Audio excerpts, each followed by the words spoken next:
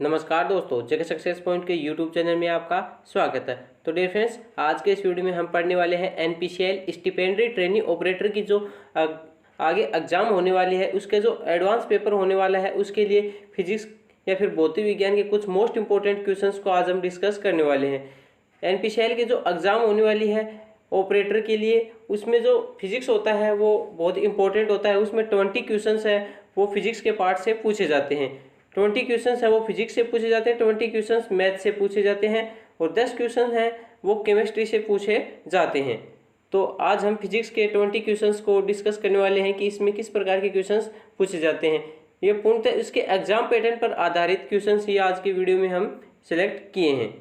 तो आप वीडियो में बने रहें और वीडियो को अंत तक जरूर देखें। अगर चैनल पर पहली बार है तो चैनल को सब्सक्राइब जरूर कर लें। तो आज की इस वीडियो को शुरू करते हैं। तो डियर फ्रेंड्स, आज का हमारा इसमें पहला क्वेश्चन है, किसी वस्तु के संवेग में 20% की वृद्धि होती है तो गतिज ऊर्जा में प्रतिशत वृद्धि होगी। कोई वस्तु है, उसके संवेग में 20% की वृद्धि होती है और तो उसकी गतिज ऊर्जा में प्रतिशत वृद्धि है वो हमसे पूछी गई है। तो सबसे पहले संवेग क्या होता है? संवेग बराबर होता है P बराबर होता है mv। क्या होता है? P बराबर mv, ये संवेग का सूत्र होता है। और गतिज ऊर्जा K बराबर क्या होता है? वो होता है 1/2 mv²। ये गतिज ऊर्जा का सूत्र होता है। अगर इन दोनों के बीच में हम रिलेशन या फिर संबंध देखते हैं तो K बराबर क्या हो जाएगा? Potential kinetic energy. गतिज ऊर्जा बराबर K बराबर क्या हो जाएगा? वो हो जाएगा 1/2 p² m। ये इनके बीच में सूत्र हो जाएगा। इस सूत्र के आधार पर हम इसको सोल्व करते हैं तो इसमें जो प्रतिशत वृद्धि है वो निकल कर आ जाएगी। या फिर हम इसको डायरेक्ट सोल्व करते हैं तो ये जो 20% वृद्धि दी गई है ये कितने पे है? 100 पे है। तो कितनी हो जाएगी? 120%। तो 120% जो वृद्धि दी गई है उसको हम स्क्वायर करते हैं। तो स्क्वायर करते हैं तो क्या हो जाएगा? ये हो जाएगा 14,400। इसको हम जब नीचे 100 × 100 से भाग दे देते हैं तो ये 100 से कितने ज़्यादा हो जाएगी? ये 1.44। तो ये कितने ज़्यादा आई है? 44% है, ज़्यादा आ जाती है। तो ये 44% है, ये इसका राइट आंसर हो जाएगा। नेक्स्ट क्वेश्चन को देखते हैं। नेक्स्ट क्वेश्चन है, एक लिफ्ट में किसी व्यक्ति का प्रत्यक्ष भार वास्तविक भार से कम होता है जब लिफ्ट जा रही हो। मान लो कोई लिफ्ट है, उसमें कोई व्यक्ति है, उसका जो प्रत्यक्ष भार होता है वो उसके वास्तविक भार से क्या होता है? कम होता है। ये हमें पता है।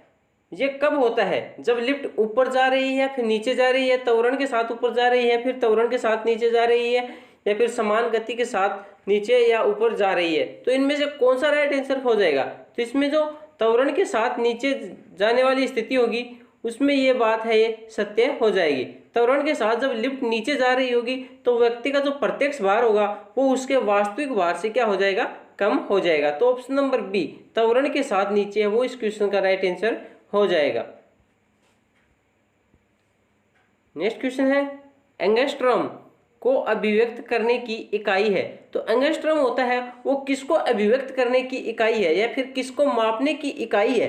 तो एंगस्ट्रॉम है वो लंबाई एक मापने की इकाई होती है, लेंथ है वो इसमें एंगस्ट्रॉम में मापी जाती है।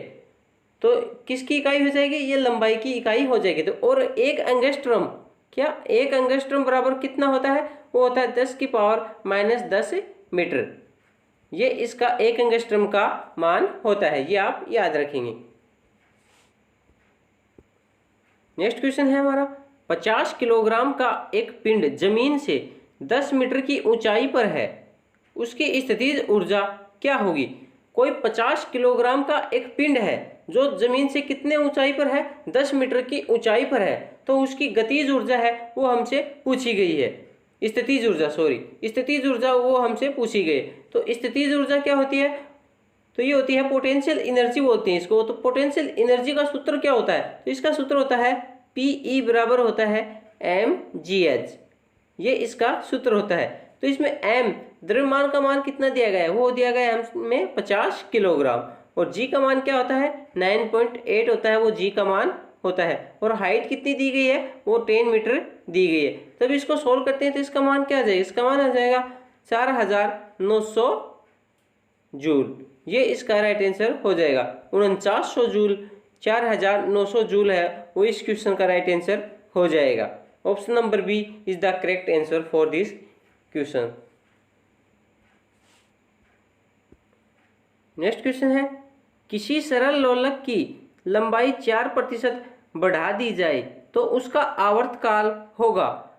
कोई सरल लोलक है, उसकी लंबाई को 4% बढ़ा दिया जाता है तो उसके आवर्तकाल पर क्या प्रभाव पड़ेगा, तो ये हमें बताना है। तो सबसे पहले जो सरल लोलक होता है उसके आवर्तकाल का सूत्र होता है टी बराबर क्या होता है, वो होता है 2 पाई वर्गमूल L अपॉन जी। ये उसके आवर्तकाल का, सरल लोलक के आवर्तकाल का सूत्र होता है। तो इसमें क्या बताया गया है कि उसकी लंबाई को 4% बढ़ा दिया जाए। तो लंबाई L को जब हम 4% इंक्रीज करते हैं तो उसके जो आवर्तकाल पर क्या प्रभाव पड़ेगा, तो 4% वृद्धि करते हैं तो 4 का जब हम वर्गमूल निकालते हैं तो क्या हो जाएगा, 2 हो जाता है। तो इसमें क्या हो जाएगा, 2% बढ़ जाएगा। तो इसका आवर्तकाल क्या हो जाएगा, 2% बढ़ जाएगा। ऑप्शन नंबर बी है वो इसका राइट आंसर हो जाएगा। नेक्स्ट क्वेश्चन है, 100 वाट तथा 500 वाट के बल्ब के प्रतिरोधों का अनुपात क्या होगा यदि वोल्टता समान हो। कोई दो बल्ब हैं, कितने वाट के हैं, एक है 100 वाट का और दूसरा कितने वाट का है, दूसरा है 500 वाट का। तो उनके प्रतिरोधों का ये अनुपात क्या होगा, तो इनके प्रतिरोधों का अनुपात हमसे पूछा है और इनमें जो वोल्टता है वो क्या है, समान है। तो सबसे पहले जानते हैं कि कम वाट का जो बल्ब होता है उसका जो प्रतिरोध होता है वो अधिक होता है और जो अधिक वाट का जो बल्ब होता है उसका प्रतिरोध होता है वो उसका कम होता है। तो सबसे पहले इनका जो इनका वोल्टेज है उनका अनुपात ले लेते हैं। तो ये हो जाएगा 1:5 और उनका जो प्रतिरोधों का अनुपात होगा वो इनका उल्टा हो जाएगा। तो वो हो जाएगा 5:1। क्या हो जाएगा, 5:1। तो इसका राइट आंसर क्या हो जाएगा, ऑप्शन नंबर बी 5:1। ये इसका क्वेश्चन का राइट आंसर हो जाएगा। नेक्स्ट क्वेश्चन है हमारा, किस तापमान में सेंटीग्रेड और फारेनहाइट पैमाने का मान समान हो जाता है।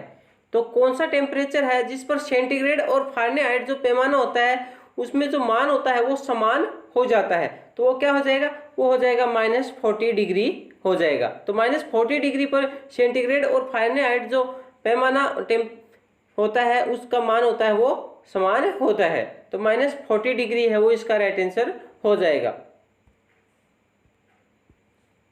नेक्स्ट क्वेश्चन है, यदि लेंस की क्षमता -2 डायोप्टर है तो फोकस दूरी होगी। कोई लेंस है उसकी क्षमता कितनी दी गई है, वो दी गई है -2 डायोप्टर, ये उसकी क्षमता दी गई है। तो उसकी हमें फोकस दूरी ज्ञात करनी है। तो लेंस की जो क्षमता होती है उसका सूत्र क्या होता है, वो होता है P बराबर 1/f।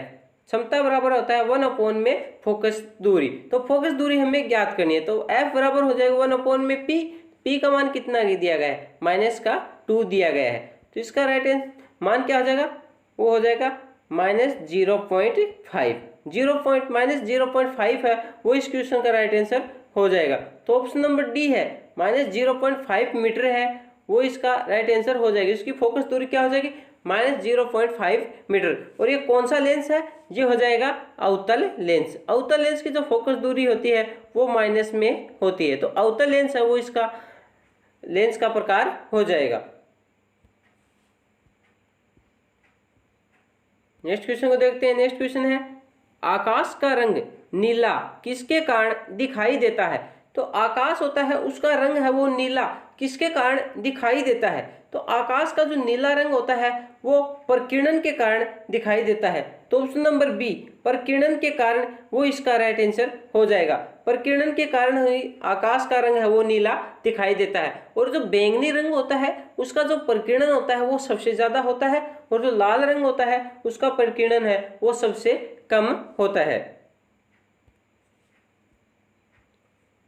नेक्स्ट क्वेश्चन है, वायु में ध्वनि का वेग लगभग होता है।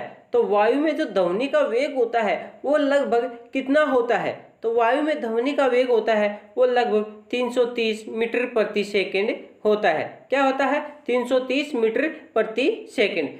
कई कई जगह पर आपको 332 मीटर प्रति सेकंड भी देखने को मिलेगा, तो ये भी इसका राइट आंसर हो जाएगा।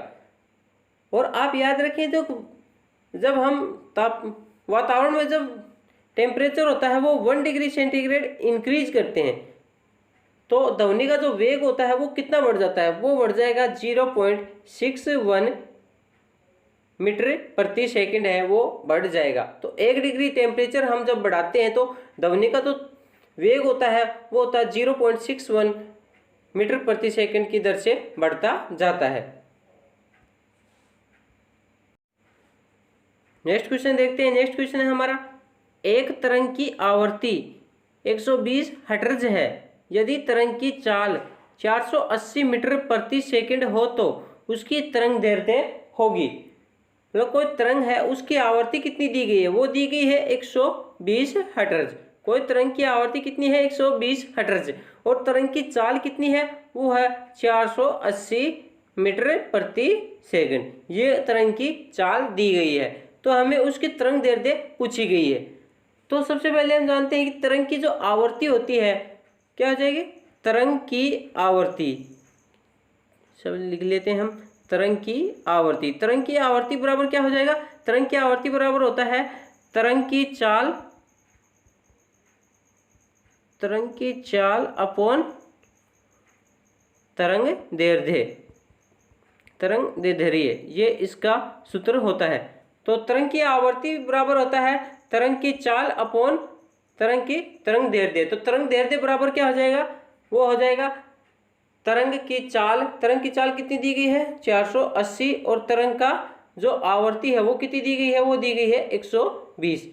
ये इसका हम सोल्व करते हैं तो इसका मान आ जाएगा, तो ये हो जाएगा 4 मीटर है वो इसके तरंग दैर्ध्य का मान हो जाएगा। तरंग दैर्ध्य का सूत्र क्या हो जाएगा, वो हो जाएगा तरंग की चाल बटे तरंग की आवृत्ति। तो तरंग की चाल कितनी है, वो हो जाएगी 480, और तरंग की जो आवृत्ति है वो 120 दी गई है। तो इसको सोल्व करते हैं तो 4 मीटर है, ऑप्शन नंबर बी है वो इसका राइट आंसर हो जाएगा।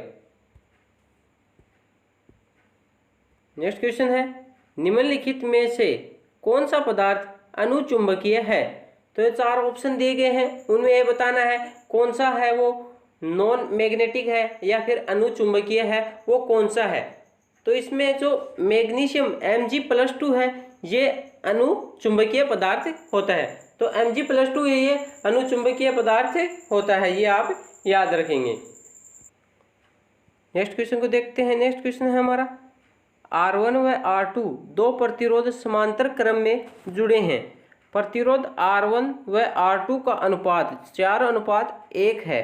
R1 व R2 में प्रवाहित विद्युत धारा का अनुपात होगा। दो प्रतिरोध हैं, जो R1 और R2 दो प्रतिरोध दिए गए हैं जो समांतर क्रम में जुड़े हुए हैं, जिनमें प्रतिरोध R1 व R2 का जो अनुपात है वो कितना है, वो है 4:1। तो इनमें प्रवाहित विद्युत धारा का अनुपात है वो हमें पूछा है। तो इनमें जो प्रतिरोध में जो विद्युत धारा है उसका जो अनुपात क्या हो जाएगा, तो इनमें विद्युत धारा का अनुपात हो जाएगा वो 1:4 हो जाएगा।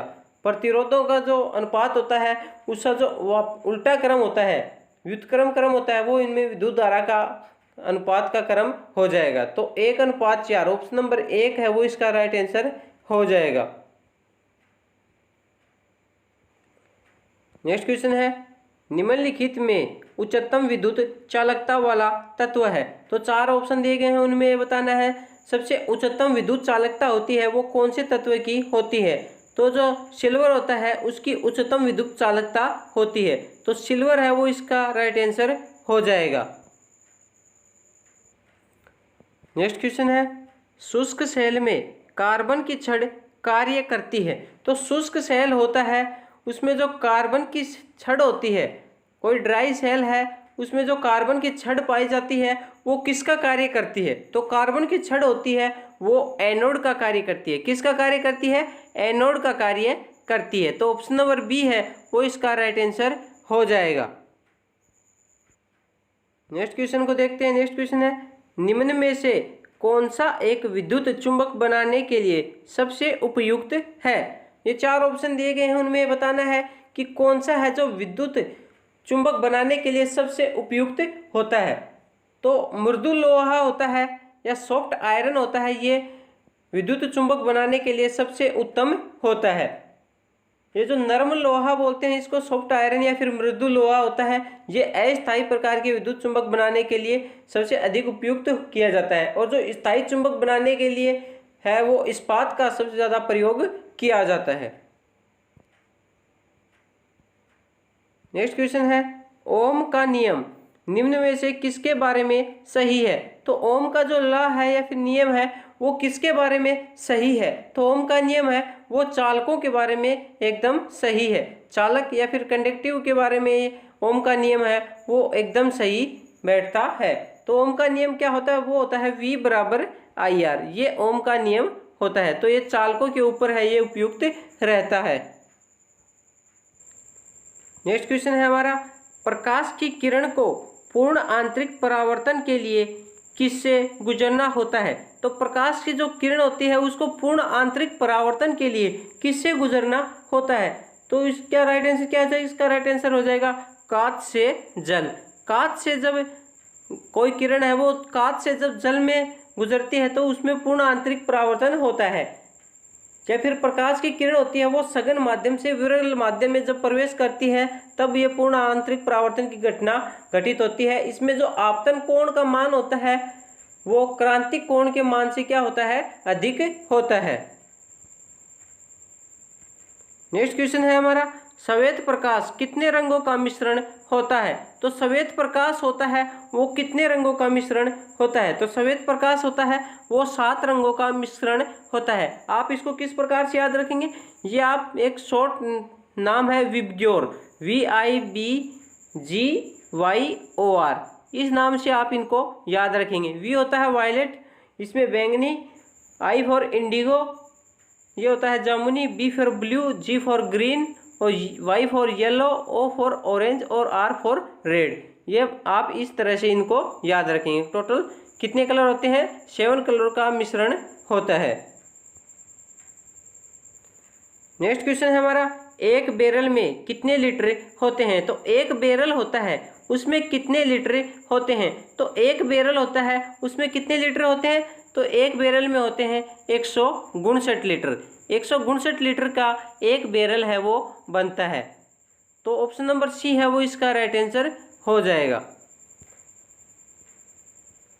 तो डियर फ्रेंड्स, ये थे फिजिक्स भौतिक विज्ञान के कुछ मोस्ट इंपॉर्टेंट क्वेश्चंस जो NPCL एग्जाम की दृष्टि से बहुत ही इंपॉर्टेंट है। अगर आपको वीडियो पसंद आए तो प्लीज़ वीडियो को लाइक करें, अपने फ्रेंड्स में शेयर जरूर करें ताकि उनकी भी अधिक से अधिक मदद हो सके। अगर चैनल में पहली बार आए तो चैनल को सब्सक्राइब जरूर करें। धन्यवाद।